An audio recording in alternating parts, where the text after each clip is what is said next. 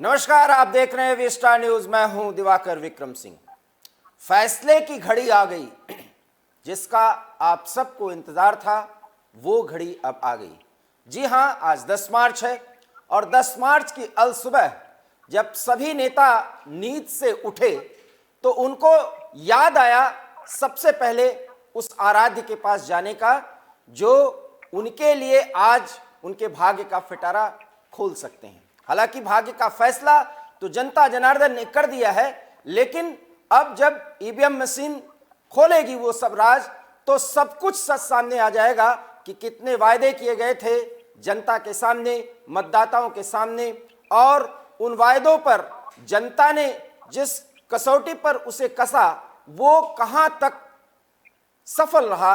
अगर एक एक प्रत्याशी या उम्मीदवार के संदर्भ में हम बात करें तो उत्तर प्रदेश, पंजाब, गोवा और उत्तराखंड में ये जो चुनाव है, हालांकि चुनाव तो मणिपुर में भी हुआ, उसकी भी काउंटिंग आज होनी है, बहुत महत्वपूर्ण है। पूर्वोत्तर के इस राज्य के राजनीतिक स्थिति के बारे में अगर हम चर्चा करें, लेकिन सबकी निगाहें उत्तर प्रदेश पे हैं, उसके बाद उत्तराखंड, पंजाब और गोवा पर भी नजर सबकी है। लेकिन उत्तर प्रदेश पर इतनी बड़ी नजर सबकी क्यों है? और कुछ नजरें तीखी हैं और कुछ बिल्कुल सीधी, और सारे राजनीतिक पंडितों और विश्लेषकों की अब यही एक सोच आ रही होगी, जबकि वोटिंग का काम शुरू हो चुका है। एक बड़ी खबर, और वो कि उत्तर प्रदेश, उत्तराखंड, पंजाब, गोवा और मणिपुर में वोटिंग का काम, काउंटिंग वोटिंग का काम शुरू हो चुका है, काउंटिंग का काम शुरू हो चुका है, अर्थात मतगणना का काम शुरू हो चुका है। वोटिंग की दूसरी प्रक्रिया मतगणना होती है, और आज वोटिंग मतगणना हम आपसे बार बार कह रहे हैं, क्योंकि मतदाता ने जो फैसला दिया है, ईवीएम में जिसका भाग्य कैद हुआ है, अब वो सब आजाद हो जाएंगे। ईवीएम उन्हें बता देगा कि नहीं, आपने बाजी मार ली।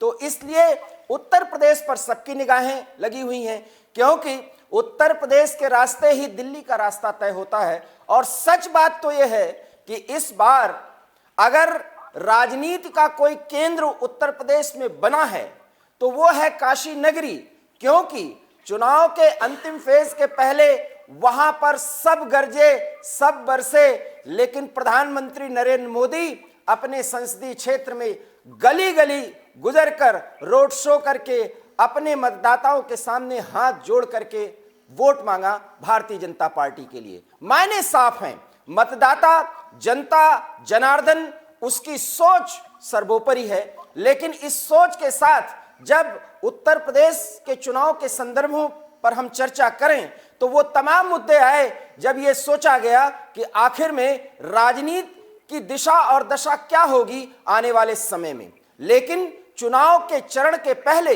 जब मुद्दे बनाए गए तो पहली बार ऐसा हुआ कि उत्तर प्रदेश में जातिगत समीकरण, सांप्रदायिक समीकरण, इन तमाम समीकरणों के बावजूद एक मुद्दे पर सबसे ज्यादा चर्चा थी, और वो था विकास। विकास को अगर किसी ने टैकल करने की कोशिश की, किसी ने चेक करने की कोशिश की, तो वो नारा था बदलाव।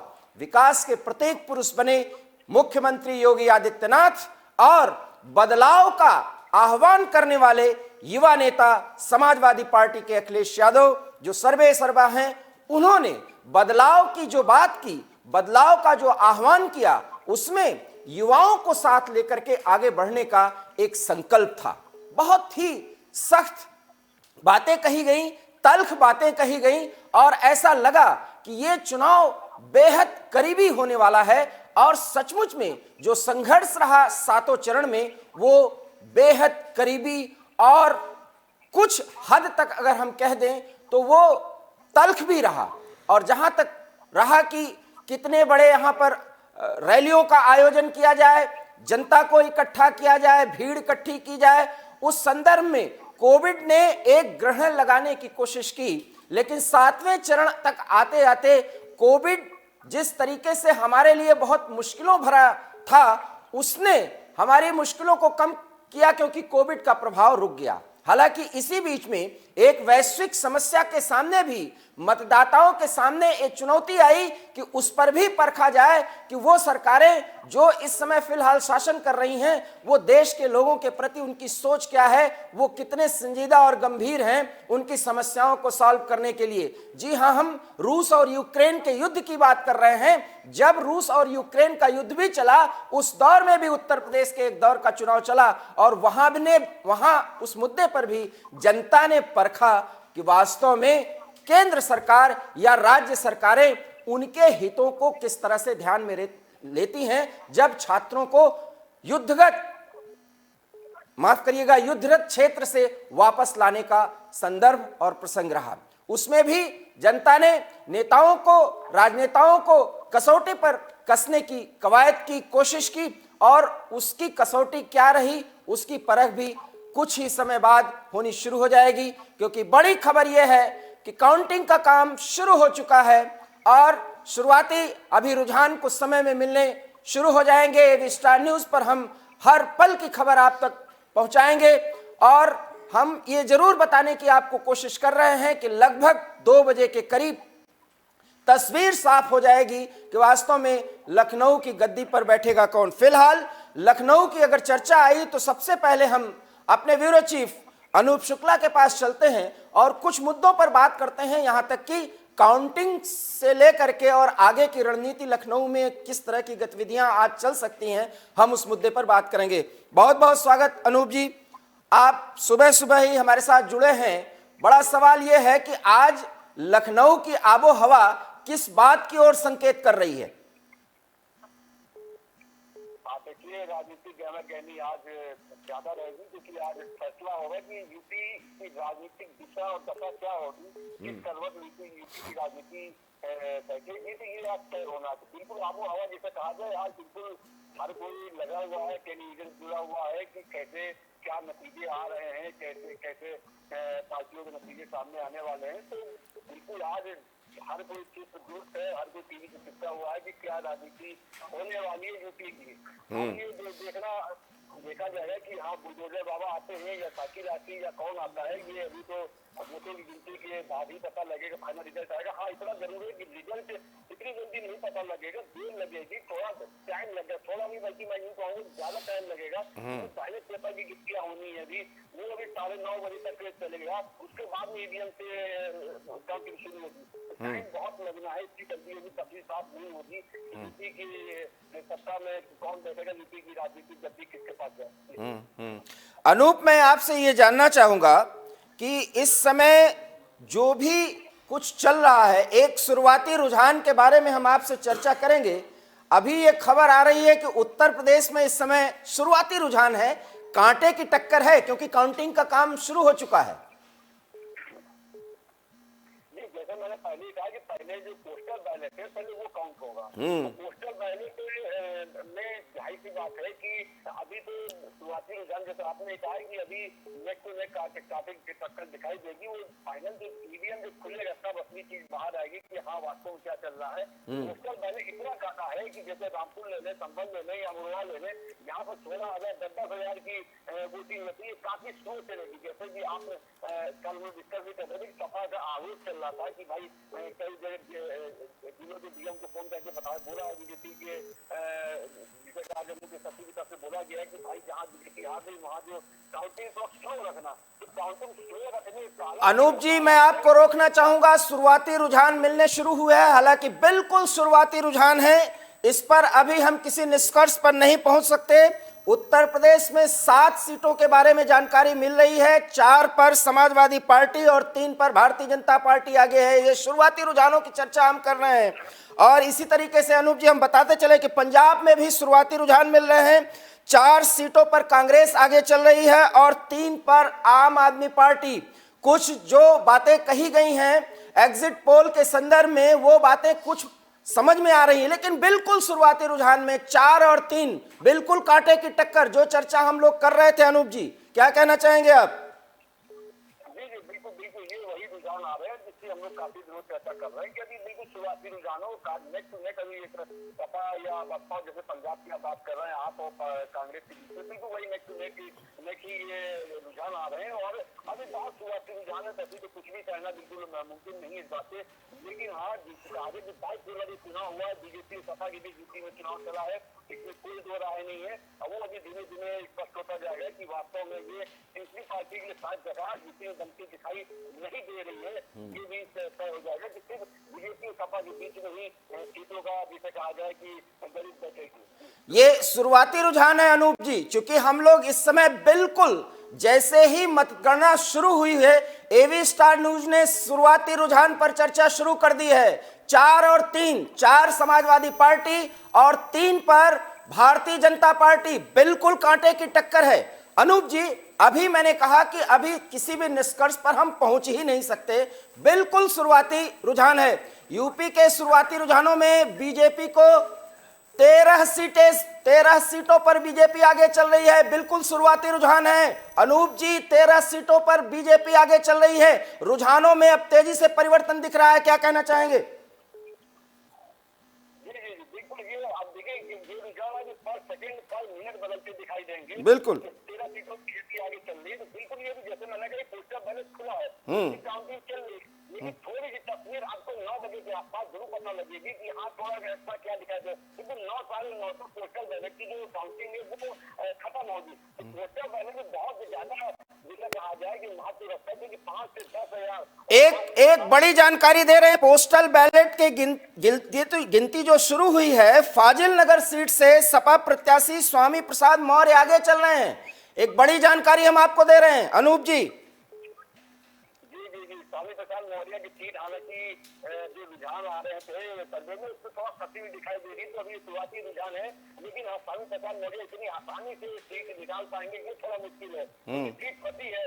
अब उनको सपा माफ कीजिएगा, बीजेपी और बसपा दोनों ने उनको उन्हीं की सीट पर फंसा दिया है, तो ये अभी शुरुआती रुझान तो दिख रहे हैं। लेकिन हाँ, अभी सीट इतनी आसानी शुरुआती रुझानों में अनूप जी अब बहुत तेजी से बदल रहे हैं। भारतीय जनता पार्टी 46 सीटों पर आगे चल रही है। एवी स्टार न्यूज आपको पल पल की खबर दे रहा है और बहुत ही शुरुआती रुझानों के बारे में हम आपसे चर्चा शुरू कर चुके हैं। भारतीय जनता पार्टी समाजवादी पार्टी के साथ जिस तरह से शुरुआती दौर में, बिल्कुल शुरुआती दौर में कांटे की टक्कर पर चल रही थी, अब बहुत आगे निकलते हुए अनूप क्या कहना चाहेंगे?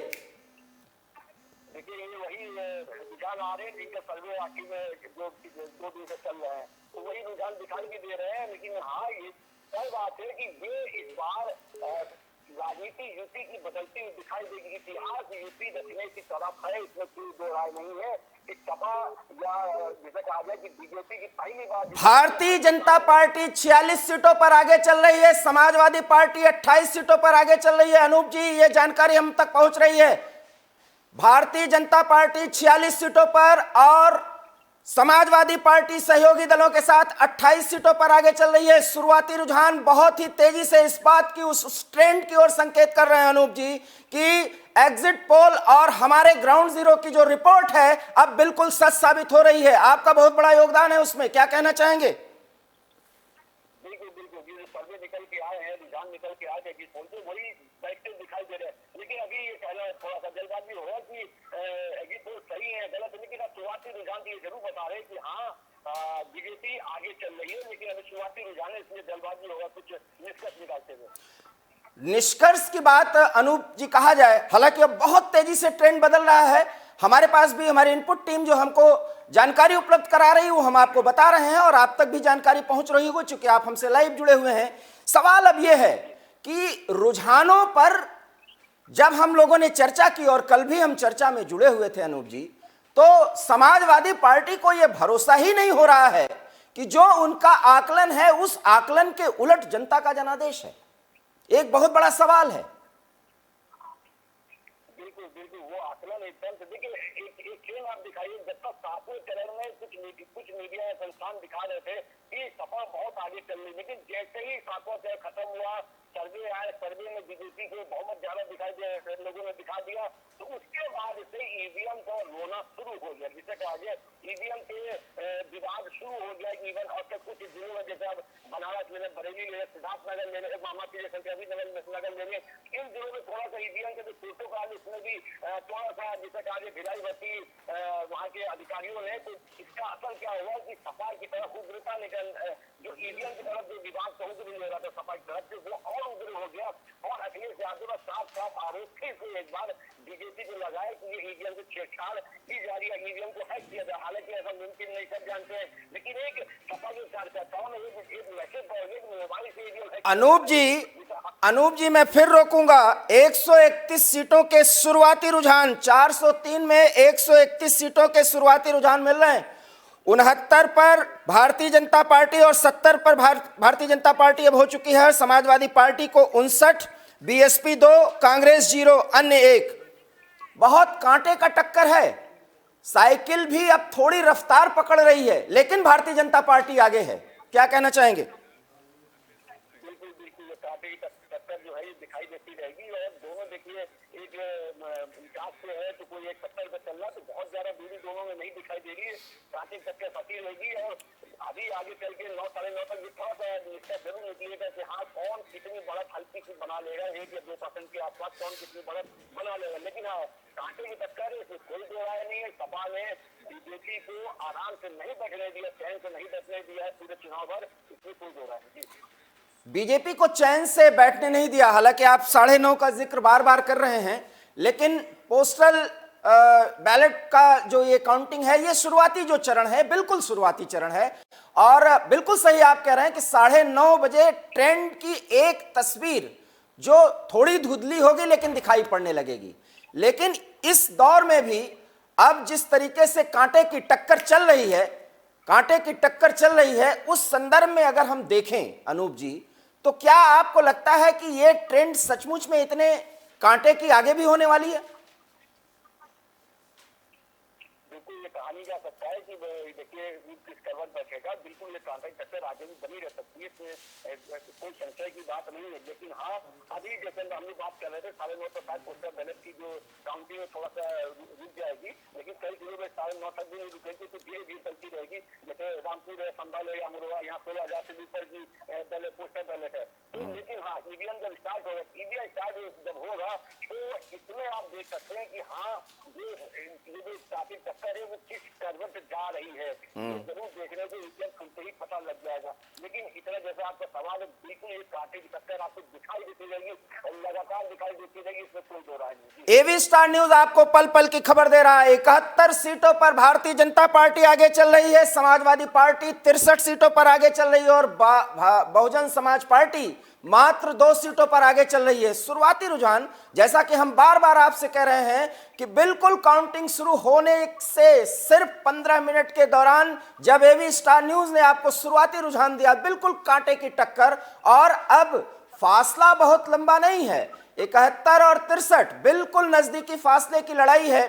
और लेकिन बहुजन समाज पार्टी और कांग्रेस कोई खास प्रदर्शन करते हुए नहीं दिख रहे हैं। अनूप जी, जो एग्जिट पोल और हम लोगों के अनुमान रहे, ग्राउंड जीरो की जो रिपोर्टिंग रही, उसके आधार पर बहुजन समाज पार्टी और कांग्रेस इस तरीके से ऑफ कलर लड़ाई लड़ेगी, जो शुरुआती रुझान से दिख रहे हैं, वो हम लोगों ने भी कल्पना नहीं की थी कि इतना खराब स्तर हो जाएगा। बहुजन समाज पार्टी मात्र 2 सीटों पर आगे चल रही है।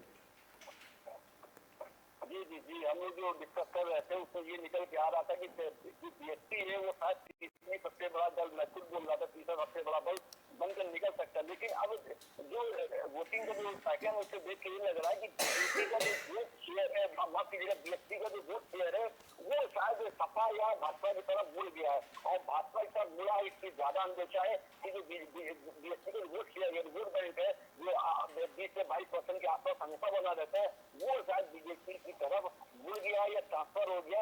ये वोटिंग पैटर्न से देखने को पता लग रहा है, रुझानों में भी दिखाई दे रहा है। अनूप जी, एक जानकारी हम आपको और दे रहे हैं पंकज सिंह नोएडा से, जहां से हम आपसे जुड़े हुए हैं, नोएडा विधानसभा क्षेत्र से पंकज सिंह आगे चल रहे हैं, ये जानकारी हमारे तक आ रही है।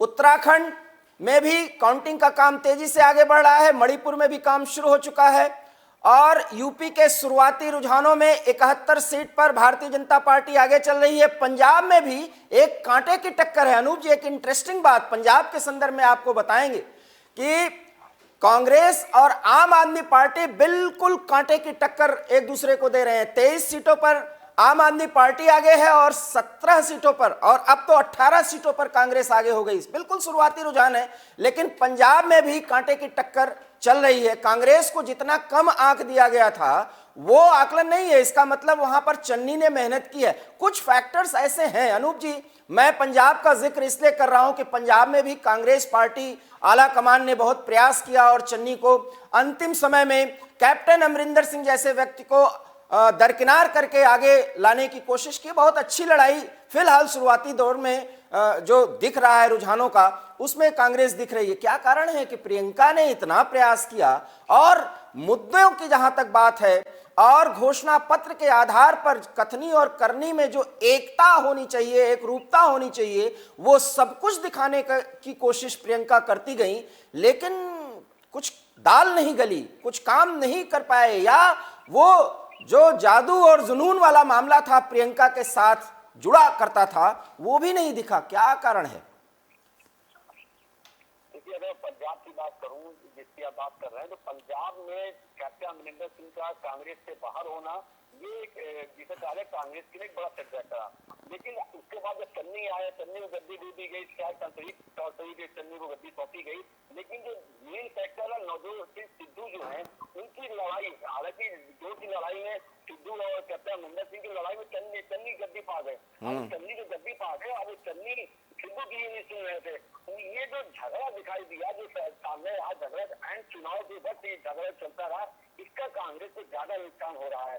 अगर ये झगड़ा ना हो तो बेशक कांग्रेस और अच्छा गेम कर सकती थी और अच्छा ये सीटें पा सकती। और रही बात आम आदमी पार्टी, बेशक इस बार आम आदमी पार्टी पंजाब में बड़ा फैक्टर बनकर उभर रही है और भगवंत मान को जब से सीएम कैंडिडेट घोषित किया है केजरीवाल ने, उससे और ज्यादा पार्टी आ रही है। तो इसमें कोई दो राय नहीं है कि आप और कांग्रेस में काफी टक्कर बिल्कुल दिखाई देती रहेगी और इसमें जीतने की संभावना, हालांकि कभी में आप सरकार बनाते दिखाई दे रही है, लेकिन मैं फिर कहूंगा कि नहीं, कांग्रेस को इतना कमजोर आप पंजाब में नहीं मान सकते हैं। पंजाब में कांग्रेस का एक अपना वोट बैंक है, अपना कैडर है, उसका इतनी जल्दी हारा नहीं अनूप, मैं रोकूंगा। पंजाब में बिल्कुल कमजोर है ही नहीं। पंजाब में तो पार्टी की अंदरूनी राजनीति के कारण ये सब स्थिति आई। मैं आपसे ये पूछना चाहूंगा कि पंजाब में अगर कैडर के रूप में अगर देखा जाए, उस स्वरूप में अगर देखा जाए तो कांग्रेस मजबूत है। उत्तराखंड में भी बहुत अच्छी लड़ाई कांग्रेस लड़ रही है। उत्तर प्रदेश में क्या हो गया है, यही तो मैं पूछना चाह रहा हूं आपसे। देखिए, उत्तर प्रदेश में कांग्रेस काफी सालों से है ही नहीं, कहीं पे न जमीन पे है ना बाहर है। लेकिन हाँ, इस चुनाव में होता क्या है ना कि देखिए, ये जो पार्टी है कांग्रेस में, ये सपा ले लीजिए या बसपा तो दिखाई दे रही थी, ये दोनों का चुनाव को ठीक एंड 3 महीने पहले दिखाई देते हैं यूपी के अंदर। ये पार्ट टाइम एक तरह से पॉलिटिक्स इनकी दिखाई दी, कोरोना में कहीं कोई दिखाई नहीं दिया, लेकिन खैर 3 महीने पहले यानी कांग्रेस आती भी है। लेकिन कांग्रेस, हाँ, विपक्ष का रोल अगर मैं कहूँ, बार बार मैं हमसे कह रहा हूँ कि विपक्ष का रोल कोरोना में कांग्रेस ने दिखाया, बेशक दिखाया। आज प्रदेश अध्यक्ष है अजय कुमार लल्लू, वो ही कोरोना में दिखाई दिए। लेकिन मुद्दा वही आता है कि आपके पास सारा सामान है, लेकिन आपके पास जब सारा सामान आप खाना पकाना चाहते हैं, लेकिन आप आग नहीं है, यानी अग्नि में पका नहीं सकते, अग्नि है ही नहीं, तो पकाएंगे कि बस बात वही है कि यहाँ बूथ मैनेजमेंट जो नीचे का है, जहाँ सारा काम होना चाहिए, वो बूथ कांग्रेस का वो बिल्कुल जीरो हो चुका है। कमजोर नहीं कहूँगा, बल्कि मैं कहूँगा जीरो हो चुका है। अनूप जी, मैं एक जानकारी आपको फिर ताजा दे रहा हूं। भारतीय जनता पार्टी 80 सीटों पर आगे चल रही है और समाजवादी पार्टी 63। बहुजन समाज पार्टी और कांग्रेस की स्थिति वहीं की वही है। कांग्रेस में जो हलचल दिखनी चाहिए वो नहीं दिख रही है, क्योंकि जब हम टैली चार्ट देख रहे हैं तो कांग्रेस अभी शून्य है, बहुजन समाज पार्टी 2 सीटों पर आगे चल रही है। जहां अपनी बात को आप आगे रखिए। तो वही मैं कहना चाह रहा हूँ कि कांग्रेस की स्थिति ये यहाँ पर हम लोग बात भी कर रहे थे काफी समय से कि कांग्रेस इसमें लड़ती हूँ, लड़ सकती हूँ नारा बहुत अच्छा दिया, क्योंकि यहाँ पे यूपी के अंदर कोई दलित वोट बैंक है, कोई पिछड़ा वोट बैंक है, कोई ब्राह्मण है, कोई मुस्लिम है, लेकिन एक वोट बैंक और है जो बीजेपी के साथ दिखाई दिया है, वो है महिला वोट बैंक। उस महिला वोट बैंक को हालांकि प्रियंका गांधी ने वादा ने कोशिश की अपने साधने की, लेकिन मैं बात कर रहा हूँ कि बूथ का कैडर ही नहीं है, तो फिर सवाल नहीं होता कि वो एकदम सत्ता में आ जाए। सपा भी यही नुकसान करेगी। सपा ने भी, इनका जो महिला विंग है बहुत कमजोर है, महिलाओं को साधने में नाकाम है, लेकिन बीजेपी का महिला विंग बहुत बहुत बहुत मजबूत है। वो महिला वोटरों को साथ रखने में कामयाब दिखाई दी। अगर सर्वे के अनुसार अगर बीजेपी जीतती है, इसका सबसे बड़ा श्रेय महिला वोट बैंक को ही जाएगा। जिसको मोदी पर विश्वास है, जिसको योगी पर विश्वास है, ये आज से नहीं 2014 से है जो लगातार विश्वास बीजेपी पर महिलाओं का बढ़ा हुआ है। ये महिला वोट बैंक एक अलग शक्ति बनकर उभर रही है और इस महिला वोट बैंक का कोई जाति नहीं, कोई घर में नहीं। अनूप जी, एक महत्वपूर्ण जानकारी हमारे पास आ रही है। मुख्यमंत्री योगी आदित्यनाथ गोरखपुर से आगे चल रहे हैं। शुरुआती रुझान गोरखपुर से योगी आदित्यनाथ आगे चल रहे हैं। एबी स्टार न्यूज पर ये शुरुआती रुझान के हम ताजा आंकड़े आपके सामने प्रस्तुत कर रहे हैं। 82 सीटों पर उत्तर प्रदेश में भारतीय जनता पार्टी आगे चल रही है।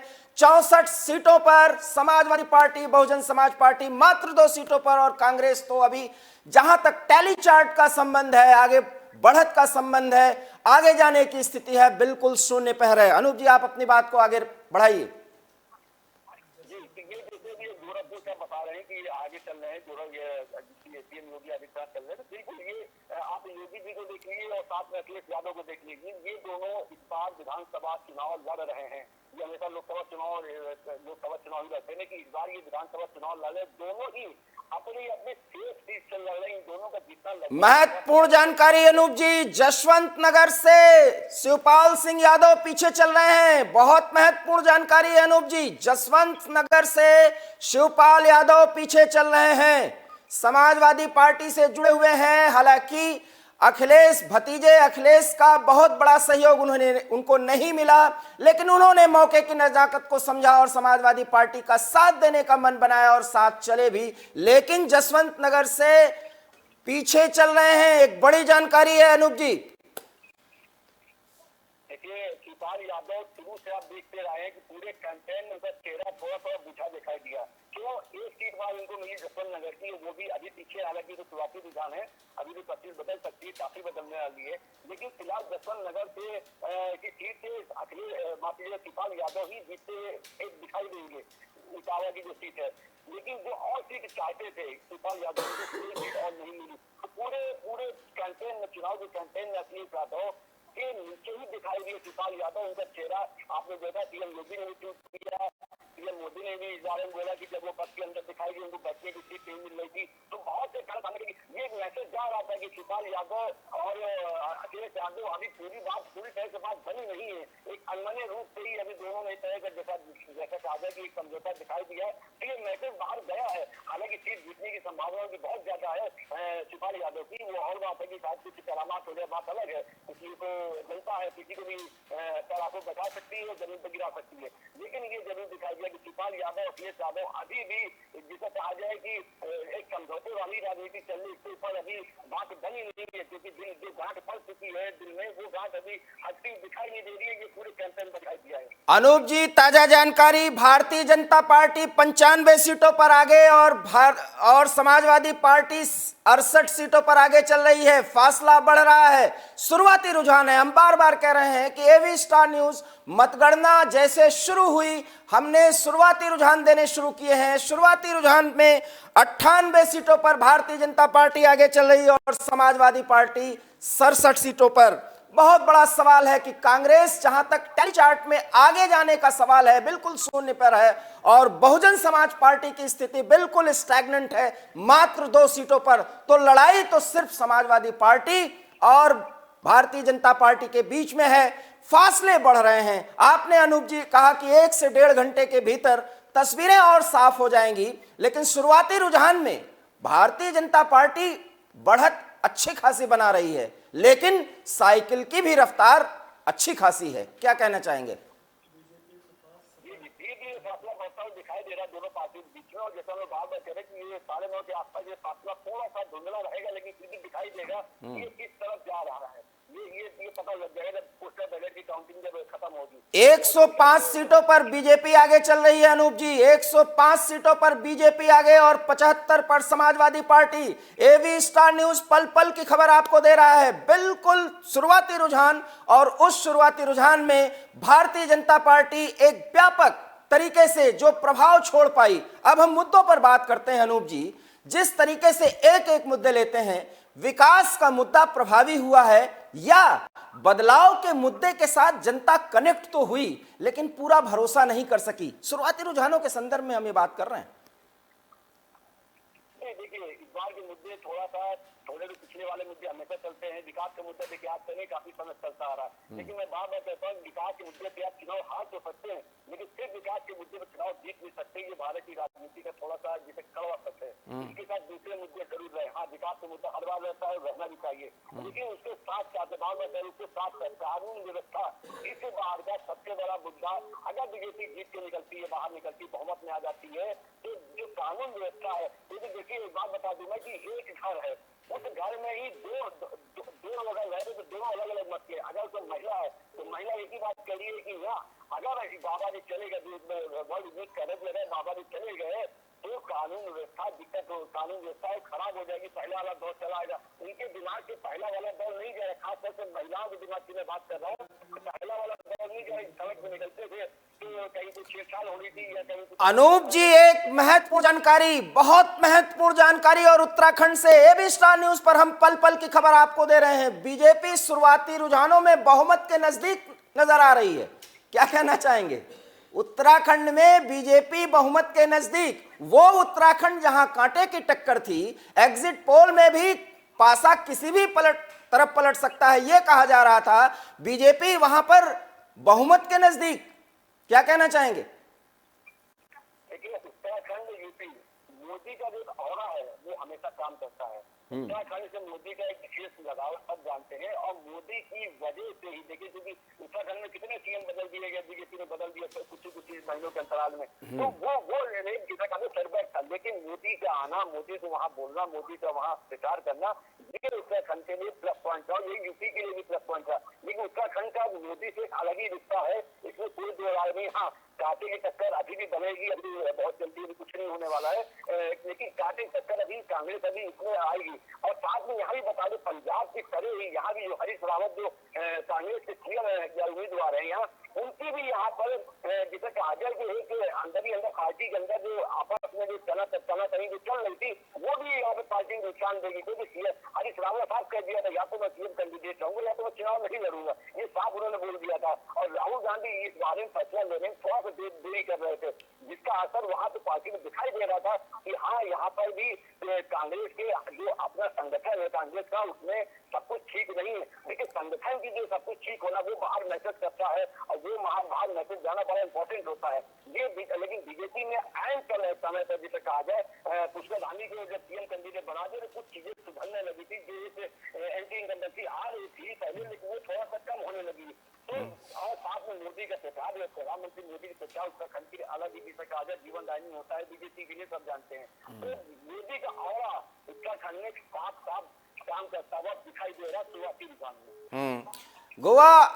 गोवा का संदर्भ अगर देखा जाए तो 40 सीटों के, कुल 40 सीटों में 40 सीटों के रुझान मिल रहे हैं। पंजाब में 117 में 67 सीटों के रुझान मिल रहे हैं। 60 सीट मणिपुर में है, 25 सीट के रुझान मिल रहे हैं, और उत्तर प्रदेश में 185 सीटों के रुझान अनूप जी मिल रहे हैं। जो कुछ भी एग्जिट पोल में सोचा समझा गया था, आकलन किया गया था, ग्राउंड जीरो की जो रिपोर्ट्स रही है तमाम मीडिया चैनल्स की और समाचार पत्रों की, बात उसके नजदीक जाती हुई दिख रही है। कुछ ऐसा नहीं हो रहा है कि जनता ने वो सब कुछ किया है, जैसा कि कई एग्जिट पोल्स को धता बता करके जनता ने जो निर्णय किया था वो सामने आए थे, उसके कई ऐसे उदाहरण हैं। इस बार जो कुछ भी अनुमान लगाए गए हैं उसके सब कुछ नजदीक मामला जा रहा है। एग्जिट पोल के बारे में बात मैं आपको बताऊंगा दिवाकर जी कि एग्जिट पोल जो है वो लगभग 48 के आसपास हो चुके हैं, 48-49 के आसपास अब तक हो चुके हैं, जब से ये टीवी मीडिया एडवांस हुआ है। उसमें से मात्र 4 या 5 ही एग्जिट पोल जिसे कहा जाए वो अलग हुए, यानी कि वो सही साबित नहीं हुए, बाकी सभी लगभग सही साबित हुए हैं। 2 से 3% का मार्जिन हमेशा रहता सीटों का, सब जानते हैं वो। तो इतना अलग जो जिसे कहा जाए सर्विस अलग जाए वो नहीं माना जा सकता। वो भी एक साथ सारे चैनल दिखाने लगे, लेकिन डाटा तो एक ही कंपनी देती है, एक ही कंपनी देती सारे चैनलों को, वो उसी को अपना अपने विश्लेषण अनुसार सारे लोग अलग करते हैं। तो ये इतना अलग चला जाएगा एग्जिट पोल वो थोड़ा सा मुमकिन नहीं दिखाई दे रहा था, लेकिन जान दे सकता है कि देखिए जिसके मन, जिस पार्टी के मन मुताबिक सीटें आएगी वो तो खुद तो बल्ले बल्ले हो जाती है, क्योंकि यहाँ देखिए हम जीत रहे हैं। जिसके नहीं आती उसका एक ही रोना होता है कि ईवीएम खराब हो गई, या जो भी विवाद है 2014 चले आ रहे वो अपना आग के कारण ढूंढने लग जाती है, सारा सीटें ईवीएम के सर पे बोला जाता है। ये भी दिखाई देगा। देखिए आज ये भी पार्टी जीते, अगर बीजेपी जीत गई तब तो सीधा सीधा देखिए कल से ईवीएम का रोना किस तरह शुरू हो जाए, किस कदर आगे बढ़ेगा। ईवीएम पे प्रत्यारोप की बात आने लग जाएगी। लेकिन अगर बीजेपी हार गई तो फिर वही है कि जल्दी चाहिए, सब कुछ चाहिए, कोई दिक्कत नहीं, जो भी कहा सुना गलती हुई माफी जगह जिसे कहा ऊपर से अपने जो आरोप लगाती कल तक लगाती आ रही थी वो सारे लोग एक सेकंड में सब कर देंगे। अनूप जी, बिल्कुल शुरुआती रुझान है। 114 सीट पर भारतीय जनता पार्टी और 80 सीटों पर समाजवादी पार्टी आगे चल रही है। बहुत महत्वपूर्ण कुछ बातें ऐसी हैं। आपने कानून व्यवस्था का जिक्र किया, आपने महिलाओं के संदर्भ में भी ये जिक्र किया कि लड़की हूं इसलिए लड़ सकती हूं, बात कह करके प्रियंका गांधी ने महिलाओं को आगे लाने और महिलाओं की ताकत, आधी दुनिया की ताकत पर यूपी को जीत लेने का भरोसा, जीत नहीं तो कम से कम अपना वर्चस्व और अपने पार्टी की पैठ बनाने की बड़ी कोशिश प्रियंका गांधी वाड्रा ने की। क्या कारण है कि संगठन इतना लचर, इतना ढीला, इतना खत्म सा हो गया है कि कांग्रेस में कोई उम्मीद बची ही नहीं है फिलहाल, जब तक एक ड्रास्टिक चेंज न किया जाए कांग्रेस के संगठन में।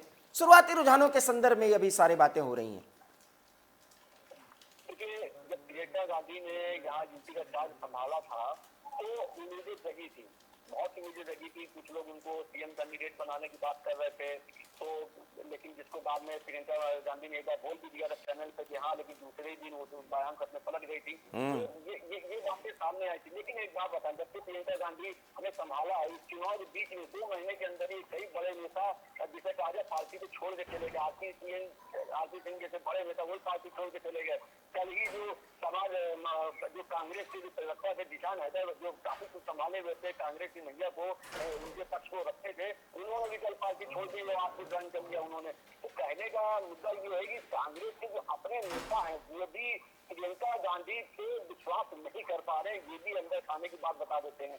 हालांकि प्रियंका गांधी तो आगे लेके सक्षम जिसे का झंडा लेके आगे बढ़ रहे, लेकिन जो उनके पीछे के लोग हैं वो गायब होते जा रहे हैं, वो छोड़ते जा रहे हैं, क्योंकि उन्हें पता है। लेकिन जो यहाँ लखनऊ में रहते हैं, जो पार्टी जुड़े लोग हैं, उन्हें पता है इस बारे में कि कांग्रेस का यूपी में जब तक कि बहुत आमूलचूल परिवर्तन न किया जाए तब तक भी उनके लिए बहुत मुश्किल है लड़ाई लड़ना, राजनीतिक लड़ाई लड़ना यूपी के अंदर। अनूप जी, मैं फिर बीच में रोकूंगा। 2 बड़ी खबर है।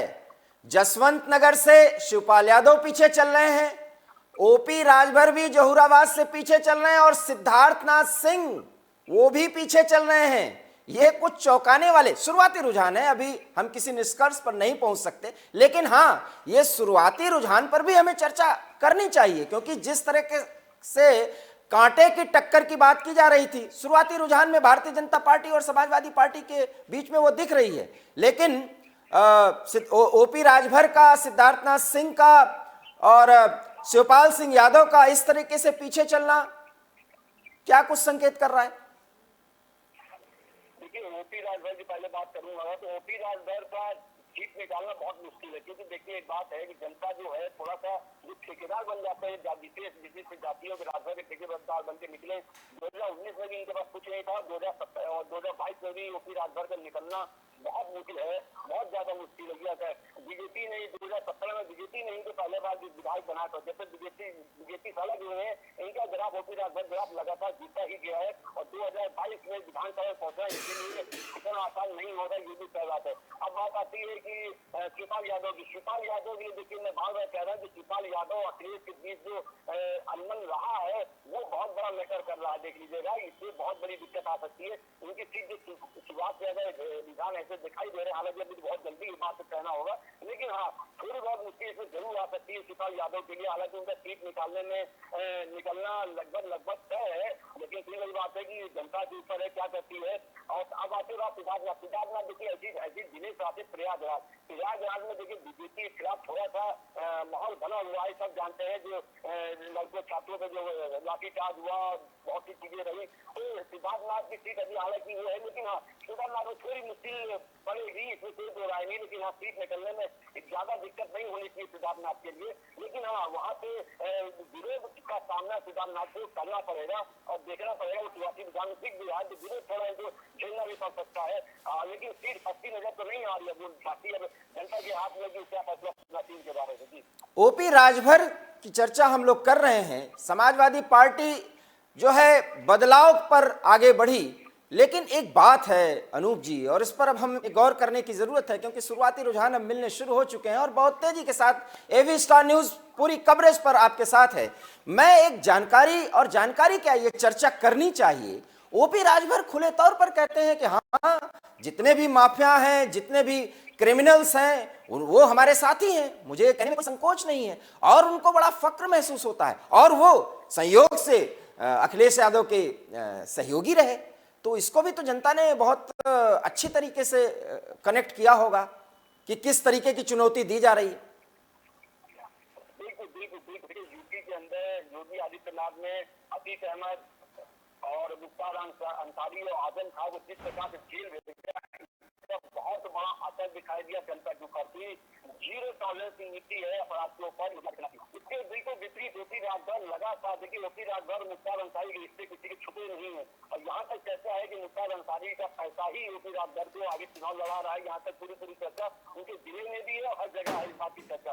और लगातार खुद कहते हैं कि हाँ, मुख्तार अंसारी हमारे करीबी है, हमारे करीबी नेता है। देखिए अब्बास मुख्तार अंसारी के जो लड़के अब्बास अंसारी सपा से के समर्थन में है, सपा के समर्थन में ओपी राजभर है। ओपी राजभर की सीट से जो उन्होंने अपने पार्टी की सीट से अब्बास अंसारी को टिकट दिया है, तो इसका दिखाई देता है। और दूसरी तरफ योगी आदित्यनाथ देखिए अफीम मलून को टिकट दे रहे हैं, साथ में यहाँ राजेश्वर सिंह को टिकट दे रहे हैं, जो माफियाओं पे जिसे कहा जाए शिकंजा करते, जो माफियाओं के खिलाफ अभियान चलाते। तो ये अंतर साफ दिखाई दे रहा था कि एक तरफ तो देखिए माफियाओं को टिकट मिल रहा है, दूसरी तरफ योगी आदित्यनाथ माफियाओं को पकड़ने वाले टिकट दिखाई दे रहा है। तो जनता ही इस चीज को देखती समझती। आप खुलेआम इस बात को कहते कि हाँ मेरे उनसे रिश्ते हैं, हमारे फलाने माफिया से रिश्ते हैं, तो जनता समझती है, जनता इसी खिलाफ वोट दे रही है। ये बात समझ नहीं आ रहा है उनको। तो खाली देखो ओपी राजभर को मैं इसीलिए कहता हूँ, बड़बोली नेताओं में नाम इसीलिए देता हूँ मैं उनको कि बुलडोजर और बड़बोलापन, ये तीन बड़ा बहुत ज्यादा चला इसमें। अब बड़बोलापन इतना चाहिए कि अजोर के साथ क्या क्या बयान दे डाले ओपी राजभर ने कि मोटरसाइकिल की 3 सवारी का चलान नहीं कटेगा, बस नहीं कटेगा, और साथ में वहाँ हेलीकॉप्टर एक दिन रुका रहेगा, उसको आप लोग छू सकते हैं, देख सकते हैं। तो ये जमीन से अलग है, जिसको जनता से कोई मतलब देना नहीं, अलग एक अपनी ही एक जिसे कहा जाए वो बयान देते नजर आते हैं। मुख्तार अंसारी अपने करीबी रिश्तों की बात किया करते हैं, खुलेआम कहते हैं, कोई संकोच की बात उनके अंदर नहीं है। तो बिल्कुल इसका असर पड़ता है। जनता देखिए समझदार होती, जनता जानती समझती है कि हमें किसको वोट देना है, किसको नहीं देना है। आप जनता की जातिगत जो आप एक राजभर का बिल्कुल सिग्नल समझने की कोशिश करते हैं कि हम ही राजभर के नेता है, तो ऐसा कुछ नहीं, वहाँ पे और लोग भी हैं।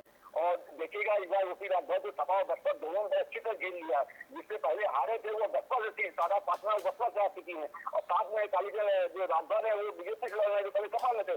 तो ये एक बड़ा कॉम्बिनेशन दिखाई दे रहा है, जिसमें से ओपी राजभर निकल नहीं सकते, सीट निकाल नहीं सकते। हालांकि बीजेपी के नेता वोट करने की बात कहने वाले की 3 सीट में बीजेपी को नहीं मिलेगी।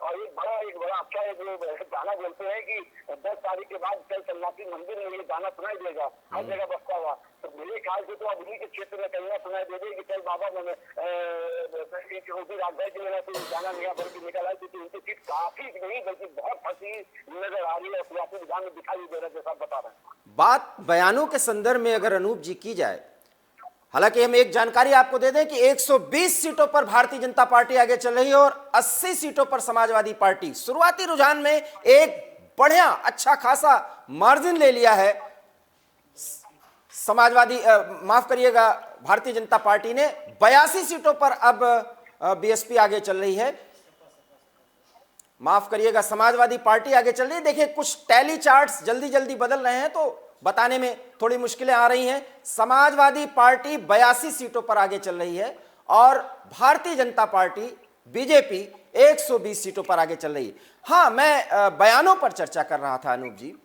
बयानों के संदर्भ में अगर देखा जाए तो आजम खां के सुपुत्र का बयान आप देख लीजिए, मुख्तार अंसारी के सुपुत्र का बयान देख लीजिए, ओपी राजभर का बयान देख लीजिए, माननीय अखिलेश जी का भी कमोबेश बयान देख लीजिए। उन्होंने तो एक पत्रकार से यहां तक कह दिया कि अभी तुम तो इतने सीनियर तो हो नहीं। मतलब इतनी नाराजगी, इतनी तलखी, इतनी बेअंदाजी, इतनी बेअदबी समाजवादी पार्टी में क्यों आ गया, जबकि वो सत्ता के लिए लोगों से सहयोग मांग रहे थे। बड़ा सवाल पूरा सुनिएगा। शायद ये स्थिति इस प्रदेश की जनता ने ये सोच लिया है कि समाजवादी पार्टी तो जब जनता से वोट मांग रही है तो ट्रेलर दे रही है, तो सत्ता में आने के बाद तो पता नहीं है क्या करेंगे। और शायद जनता में जो कुछ भी बदलाव की बात सोची जा रही थी वो सब कुछ बदल गया। ये कुछ बात के चरणों में ये स्थिति सामने आई। बिल्कुल बिल्कुल बिल्कुल सही कहा कि देखिए अखिलेश यादव का टैग लगा हुआ है, उनकी जो पार्टी है उनकी सत्ता के समय का टैग लगा है कि भाई गुंडागर्दी ज्यादा है, ये टैग लगा। तो अखिलेश यादव को सही सपोर्टा दिखाते हुए थोड़ा आगे बढ़ना चाहिए था, उनकी पार्टी को आगे बढ़ना चाहिए था, लेकिन ऐसा दिखाई नहीं दिया।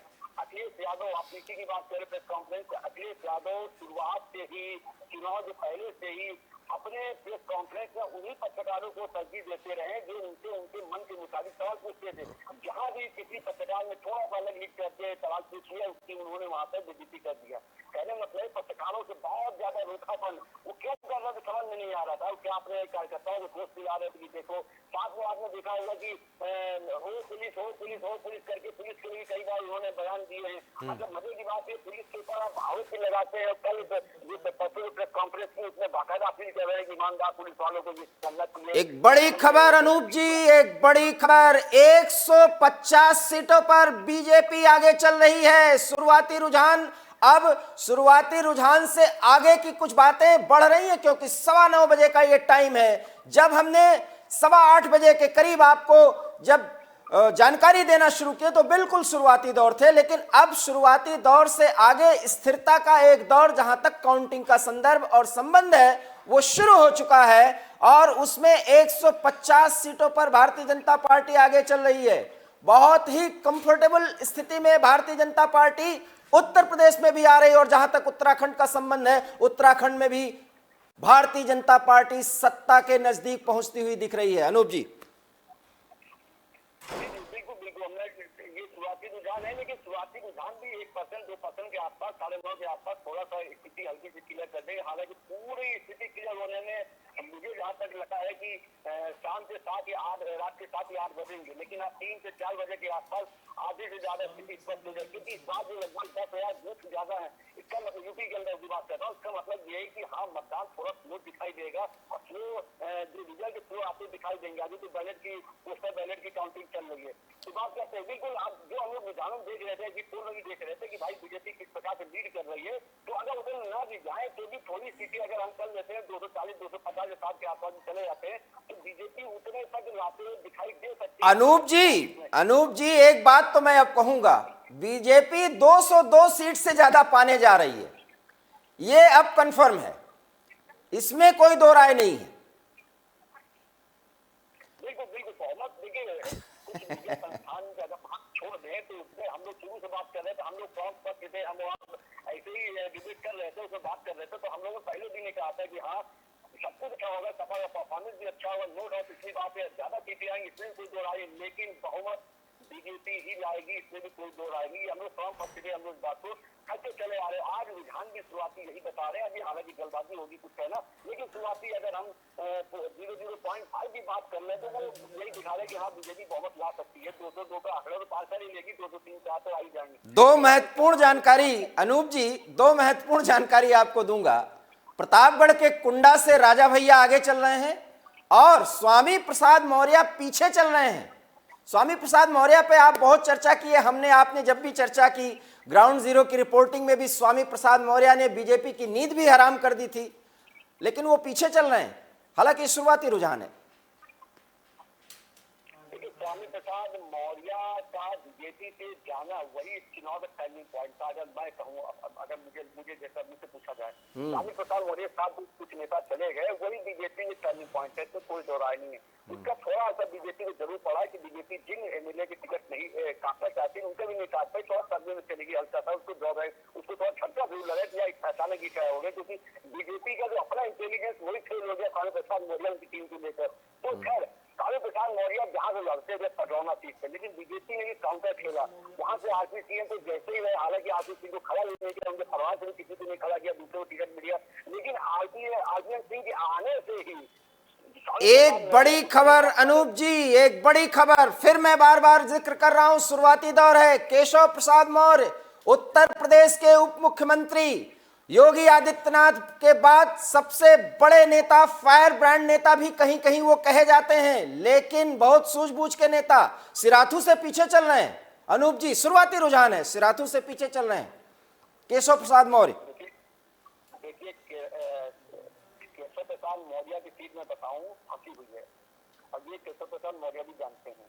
वो सीट फंसी हुई है, चिरातुक में उनको घेर लिया गया है, बाकायदा घेरा गया, लेकिन अभी शुरुआती रुझान है केशव प्रसाद मौर्य की सीट ही सबसे ज्यादा इंटरेस्टिंग है कि उस सीट पे क्या निकल के आता है। पल्लवी पटेल, अब आप देखना होगा कि माफ कीजिएगा नाम इसको मैं गलत ले गया, लेकिन ये चिरातुक में ये देखना होगा कि केशव प्रसाद मौर्य किस प्रकार सीट निकालते हैं तो कितने मार्जिन से सीट को निकालते हैं। ये बहुत बड़ा इंटरेस्टिंग, सबसे इंटरेस्टिंग चीज अगर कहा जाए तो चिरातुक की ही हो गई है इस वक्त कि चिरातुक को क्या होता है। देखिए मैं बात बता दूं, प्रयागराज का जो जिला है, ये जो पहले इलाहाबाद था वो प्रयागराज है, तो प्रयागराज का जो जिला है वहाँ से बीजेपी के लिए एंटी इनकम्बेंसी ज्यादा है, क्योंकि वहाँ पे छात्रों का विरोध बहुत ज्यादा बीजेपी के लिए निकल के आया। जो लास्ट में लाठीचार्ज हुआ छात्रों के साथ में, वो भी बहुत बड़ा मुद्दा वहाँ बन गया छात्रों के लिए। तो वहाँ पर प्रयागराज में जितनी सीटें बीजेपी के लिए है उन सारी सीटों पे जिसे कहा जाए संकट के बादल जरूर मंडरा रहे, तो कोई दो राय नहीं, सीट निकलेगी नहीं निकलेगी वो बात की चीज है, लेकिन जितनी आसानी से निकलना चाहिए वो सीट निकलती कहीं से नहीं दिखाई दे रही, शुरुआती रंग दिखाई देगा। हालांकि केशव प्रसाद मौर्य के लिए निकलना इतना ज्यादा मुश्किल नहीं होना चाहिए, क्योंकि फायदान नेता है, और जिसे कहा जाए कि यूपी की बीजेपी में जिसे कहा जाए तो मौर्य जो समाज के लिए सर्वमान्य नेता उन्हीं को माना जाता है। साथ में सावित्री प्रसाद मौर्य इसीलिए बाहर गए थे। अंदर खाने की बात ये थी कि केशव प्रसाद मौर्य के होने के चलते सावित्री प्रसाद मौर्य को कोई भाव नहीं दे रहा था, उनको कोई तरजीह नहीं दे रहा था। तो केशव प्रसाद मौर्य जो सीएम कैंडिडेट थे पिछली बार, जिसे कहा जाए कि 2017 में गया तो उनका सीएम बनने का रास्ता वो साफ हो गया था, लेकिन अचानक सीएम योगी की तरफ जिसे कहा लैंडिंग हो गई। तो बड़ा चेहरा है वो केशव प्रसाद मौर्य, उनकी सीट से अगर कोई इनके साथ एक वक्त होता है तो ये बहुत बड़ी खबर होगी जिसे कहा जाए चुनाव की। मुद्दों की बात फिर हम करते हैं। अनूप जी, एक बड़ा सवाल है कि उत्तर प्रदेश का जहां तक संबंध है, विधानसभा के चुनावों की बात है, पहली बार ऐसा हो रहा है जिसमें मुद्दे प्रभावी हैं और मुद्दे बहुत अति स्थानीय नहीं बल्कि प्रदेश का एक मुद्दा है। और वो मुद्दा क्या है? विकास, कानून व्यवस्था, और जनता इससे कनेक्ट हो गई है। और इससे कनेक्ट होने के कारण जाति का वो फैक्टर जो आज भी उत्तर प्रदेश की राजनीति का ध्रुव सत्य है वो पीछे चला गया। एक रिमार्केबल, एक बहुत ही आश्चर्यजनक बदलाव है, और शायद उत्तर प्रदेश के उत्तम प्रदेश बनाने के कोई भी प्रयास सरकार चाहे किसी की भी बने अब बहुत सफल होगा, क्योंकि ये राजनीतिक पार्टियां अब समझेंगी कि जनता मुद्दों से कनेक्ट हो रही है। और अगर भारतीय जनता पार्टी की योगी आदित्यनाथ की सरकार बनती है तो आने वाले समय में चुनौती और होगी, क्योंकि विकास की रफ्तार को तेज करना होगा। अनूप जी, बिल्कुल, अगर हम देखें मोदी, प्रधानमंत्री मोदी के आने के बाद से जो जातिगत समीकरण है उनसे ऊपर वोटिंग होती चली आ रही है 2014 के बाद, ये देखने को मिल रहा है। 2017 की बात है, यूपी के जब चुनाव हुआ तो यूपी का चुनाव भी जातिगत नहीं था, लेकिन इसमें थोड़ा सा भी एक चीज कहूंगा कि 2017 में चुनाव हुए थे इसमें कई छोटे छोटे दल जो आज बीजेपी के साथ नहीं है वो जातिगत रूप से समीकरण जो बनते थे उस समय बीजेपी के साथ होती। राजभर भी बीजेपी के साथ है, अपना अनुप्रिया पटेल तो खैर थी उनके साथ में थी, और भी कई छोटे छोटे दल है जिनका अपना क्षेत्रों में जो जिलों में प्रभाव होता है वो बीजेपी के साथ है। तो इस बार का चुनाव बिल्कुल आपने सही कहा, इस बार का चुनाव अगर बीजेपी जीतती है तो देश तक इस बात को बल मिलेगा कि नहीं अब जनता विकास को, कानून व्यवस्था को, इसको तरजीह देने लग गई है जो जातिगत से बहुत ऊपर है। इस चुनाव को देखिए, अखिलेश यादव ने बीजेपी वाला पैटर्न की तरह ही चुनाव को लड़ा, छोटे छोटे दलों में साथ जोड़ लिया उन्होंने, जो जातिगत समीकरण उनको सही दिखाने की जिसे कहा जाए कोशिश उन्होंने भरसक कोशिश की, सफल होती नहीं होती अपनी जगह, लेकिन उन्होंने भरसक कोशिश की। ये अब ये देखने को होगा कि जातिगत समीकरण के ऊपर अगर यहाँ वोटिंग होती बीजेपी जीतती है तो देश तक इस बात को प्रमाण मिल जाएगा कि हाँ जनता विकास को तरजीह देने लग गई है।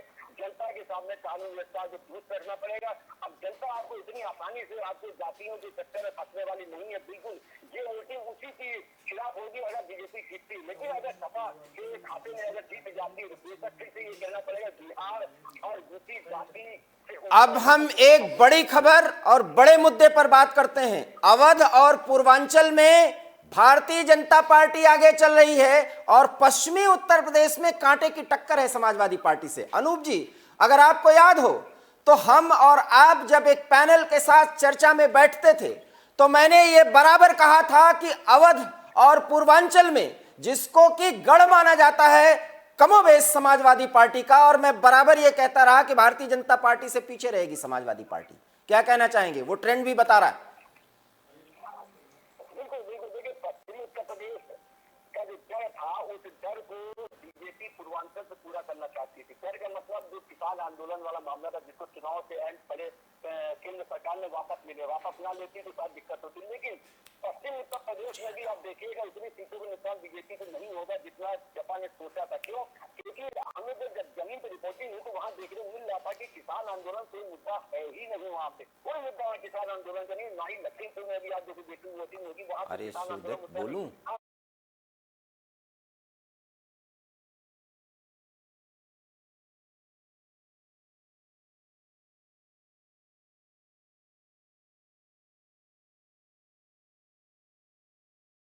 पहले भी था, ऐसा नहीं है। पूर्वांचल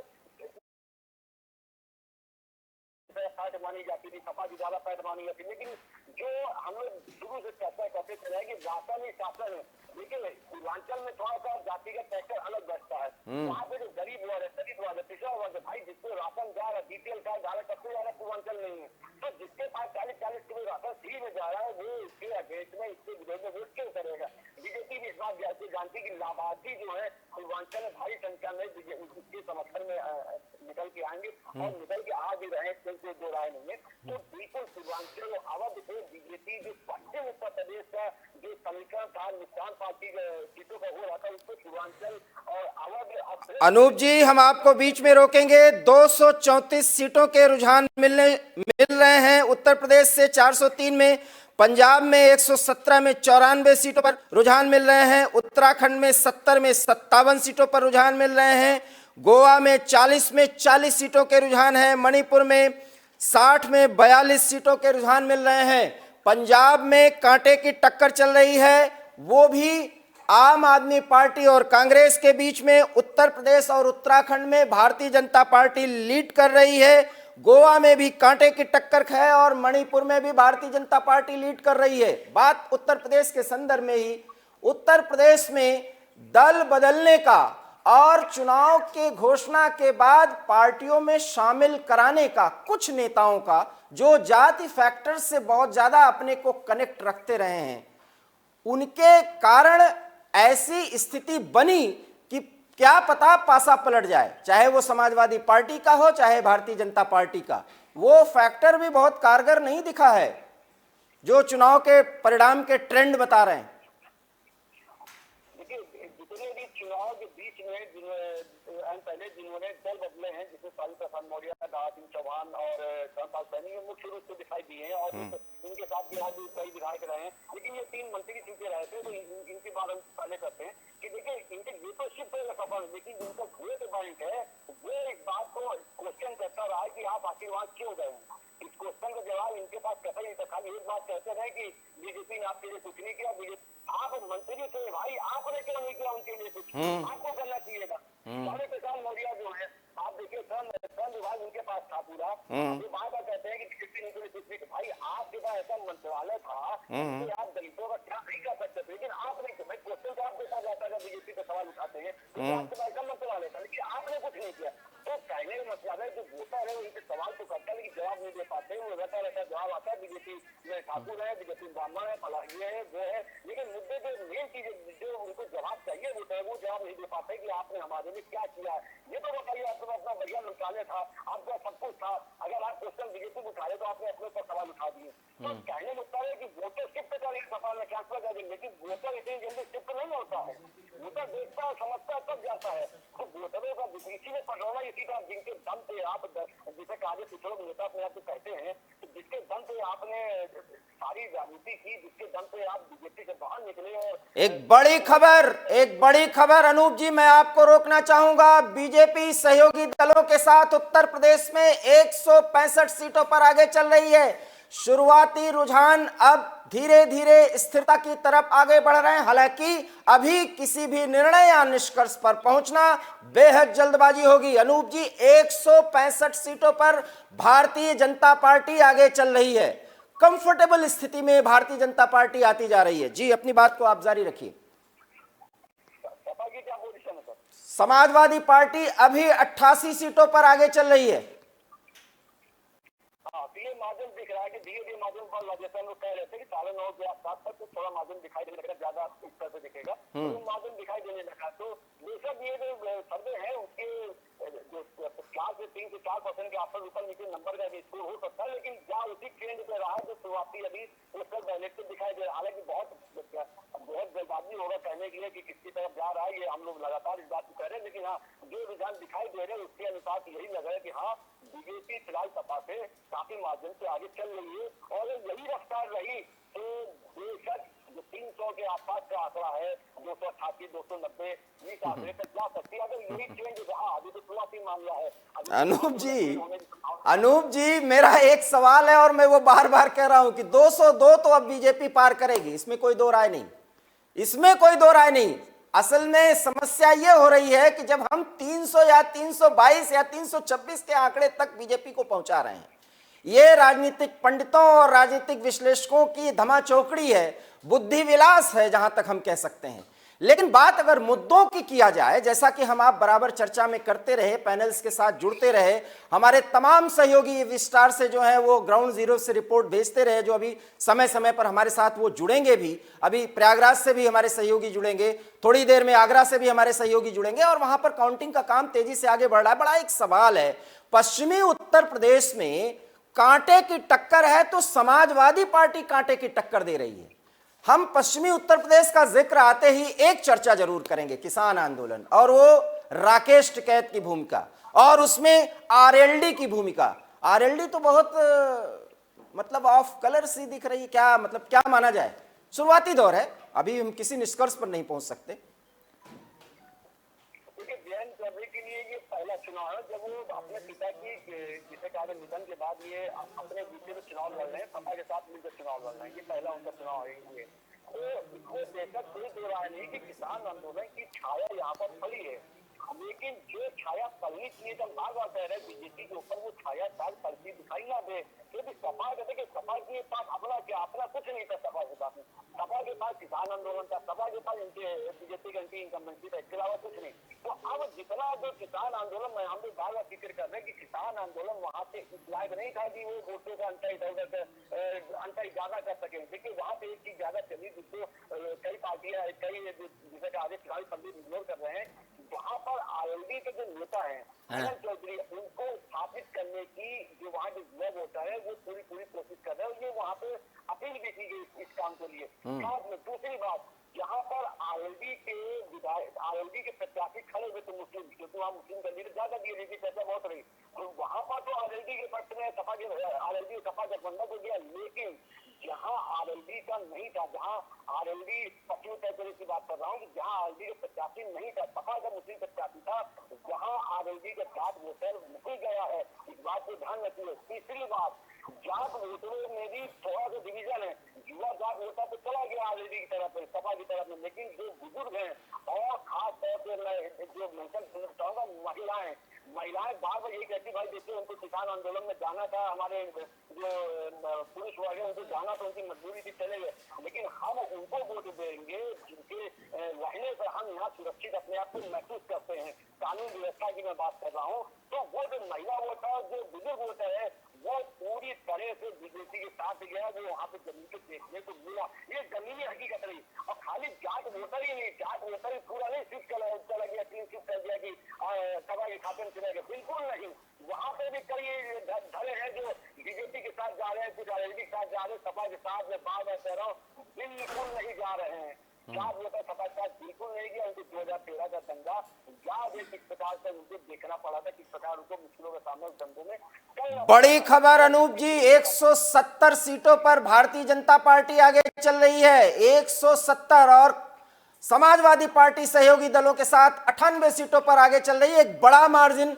और हम चर्चा कर रहे थे समाजवादी पार्टी और भारतीय जनता पार्टी के बीच में कांटे की टक्कर। शुरुआती रुझान में वो टक्कर हमें दिखाई भी पड़ रहा है, कमल खिला है, बहुत अच्छी तरीके से कमल, खिले हुए कमल को उत्तर प्रदेश के मतदाता या जनता देख रही है। लेकिन साइकिल भी ठीक ठाक ढंग से चल रही है, साइकिल की भी सवारी ठीक ठाक से है। बड़ा सवाल यह है कि बहुजन समाज पार्टी और कांग्रेस बहुजन समाज पार्टी 5 सीटों पर और कांग्रेस 3 सीटों पर आगे चल रही है। और 3 सीट में मैं आपको बता दूं, एक हमारे प्रतापगढ़ के रामपुर की ही एक सीट है और 2 सीट के बारे में खैर अभी हमारे सहयोगी हमको जानकारी देंगे। तो सिर्फ 3 सीटें, बहुत मेहनत की गई कांग्रेस की तरफ से, अच्छे घोषणा पत्र के बावजूद संगठन इतना लचर, और कांग्रेस ने कभी इंट्रोस्पेक्ट ही नहीं किया, कभी मूल्यांकन ही नहीं किया कि किस कसौटी पर वो अपने को खरा उतारने की कोशिश कर रहे हैं। क्या जनता की नब्ज को वो भांपते ही नहीं, या वो सपा जैसे क्षेत्रीय दलों के साथ पीछे चलने की मजबूरी है, सिर्फ भाजपा को हटाना है। ये सब कुछ ऐसी गलतियां हैं जिसके कारण उत्तर प्रदेश में उनका कोई प्रभाव नहीं पड़ रहा है। लेकिन हम आपको बता दें कि पंजाब में कांटे की टक्कर है, वो भी आम आदमी पार्टी दे रही है। देखिए अनूप, ये भी एक संयोग कहें या विडंबना कहें कि दिल्ली में दोनों एक दूसरे के प्रतिद्वंदी हैं, और लेकिन अंतिम समय में भारतीय जनता पार्टी को हराना था तो कांग्रेस ने एक टैक्टिकल गेम खेला था। मैं आपको चुनाव के संदर्भों की बात कर रहा हूं। जब पिछला विधानसभा चुनाव दिल्ली में हुआ था तो कांग्रेस ने वोट ट्रांसफर करा दिए थे आम आदमी पार्टी पे। अब देखिए पंजाब में वो एक दूसरे के विरोधी हैं तो एक दूसरे को टक्कर दे रहे हैं।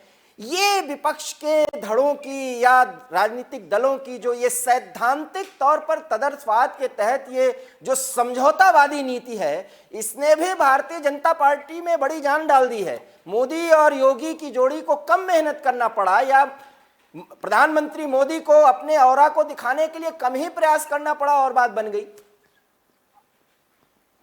बिल्कुल बिल्कुल बिल्कुल बिल्कुल आपने सही आकलन किया है कि देखिए कांग्रेस और बीजेपी, देखिए आज बहुत पहले से देखने को मिलता रहा है कि आप कांग्रेस को जहाँ पे सेंटर में आप एक ही पक्ष दिखाई देते हैं, सारे लोग यूपीए में दिखाई देते हैं, जहाँ तृणमूल कांग्रेस है, नेशनल कॉन्फ्रेंस है, कई लोग हैं, वामपंथी भी हैं, लेकिन वही जब अलग अलग राज्यों में जाते हैं तो एक दूसरे से खिलाफ चुनाव लड़ रहे होते हैं। तो ये कभी भी जनता विभाग को समझ नहीं पाई कि आप सेंटर में एक हो जाते हैं और राज्यों में जाते ही आप एक दूसरे दुश्मन बन जाते हैं, किसी एक पार्टी को वोट ट्रांसफर कराने लग जाते हैं, जैसे कि आपने कांग्रेस और आप पार्टी का आपने बताया। इसी तरह का वोट ट्रांसफर यहाँ पर बीएसपी और बीजेपी में दिखाई दे रहा है। हम लोग शुरू से चर्चा कर रहे हैं कि बीएसपी का जो वोट ट्रांसफर है वो पूरी तरह से लगभग पूरी तरह से बोलूंगा मैं कि बीजेपी में ट्रांसफर होता दिख रहा है। हम लोग बीजेपी को एक बड़ी खबर आपको दे दें अनूप जी, आप अपनी बात को रोकिएगा और वहीं से शुरू करिएगा।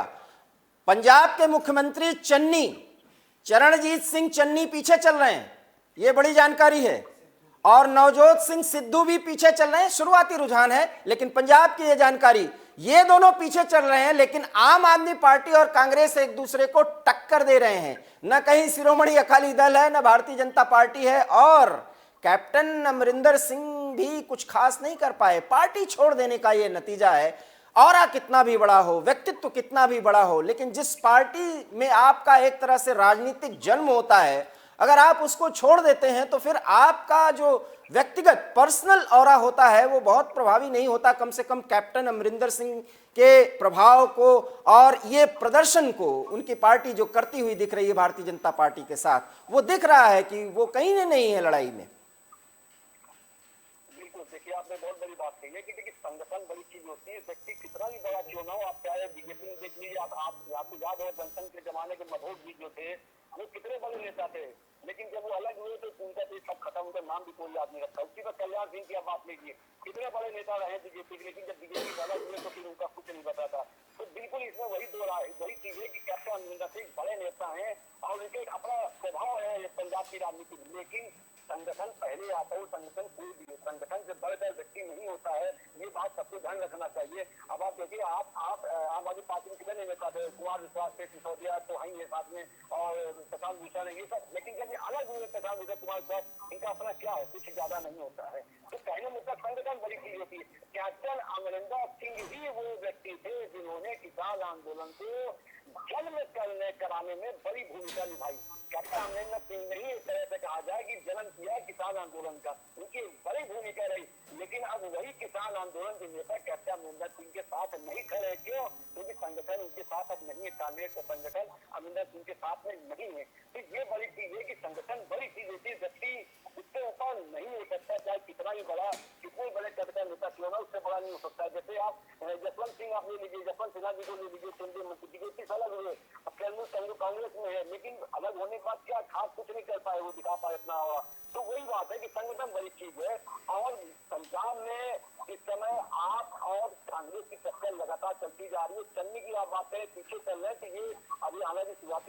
लेकिन चन्नी अगर अपनी सीट थोड़ा सा कम मार्जिन से भी अगर जीतते हैं तो भी चन्नी विपक्ष बिल्कुल। आ जाएगा, सवाल निशान तक जाएगा। इसमें कोई दो रानी की चन्नी को बड़े मार्जिन जीतना होगा। दूसरी बात आपने नवदीप सिंह सिद्धू को कही है, तो सिद्धू के लिए तो देखिए वही बात कहा जाएगा कि कभी इधर उनका समझ में नहीं आता है क्या करना चाह रहे हैं, क्या बोलना चाह रहे हैं, क्या उनको करना। उनको सिर्फ सीएम का पद न मिले तो समझो उनके लिए सब कुछ बेकार है। उनके पिछले बयानों से दिखाई दिया।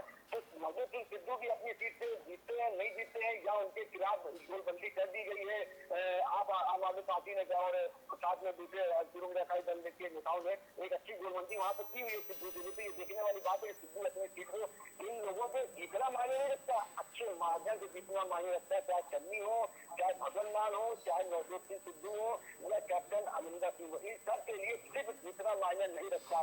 कम मार्जिन से जीत भी इनके लिए सवाल निशान लगा जाएगी। इसलिए इनका अच्छे मार्जिन से जीतना बहुत जरूरी है अपने क्षेत्र की जनता को मैसेज देने के लिए और पंजाब की राजनीति में अपनी धमक बनाने के लिए। बहुत महत्वपूर्ण जानकारी आपने अनूप जी दी है। और अब आप लखनऊ सहित तमाम इर्द गिर्द के क्षेत्रों के बारे में थोड़ी देर में ही हम आपसे जुड़ेंगे, हम अपने सहयोगी के साथ और अपने ग्राउंड जीरो पर तैनात उन रिपोर्टर्स के साथ भी थोड़ी देर में जुड़ेंगे जो काउंटिंग पर पल पल की जानकारी हमें दे रहे हैं। फिलहाल हम चलते चलते आपको एक जानकारी दे रहे हैं, ब्रेक से पहले की हम आपको एक जानकारी दे रहे हैं कि 122 सीटों पर अब माफ करिएगा 170 सीटों पर भारतीय जनता पार्टी आगे हो चुके हैं। शुरुआती रुझान अब धीरे धीरे सेटल हो रहा है ट्रेंड। 170 सीटों पर भारतीय जनता पार्टी और समाजवादी पार्टी भी 100 सीटों के नजदीक पहुंच चुकी है। जहां तक शुरुआती रुझानों में ट्रेंड का प्रश्न है आगे चलने का, और भारतीय जनता पार्टी और समाजवादी पार्टी की इस द्विपक्षीय टक्कर में बहुजन समाज पार्टी और कांग्रेस बिल्कुल ऑफ कलर की भूमिका में नजर आ रहे हैं। क्या होगा आगे का हाल, थोड़ी देर में हम आपसे जुड़ेंगे, लेकिन फिलहाल हमें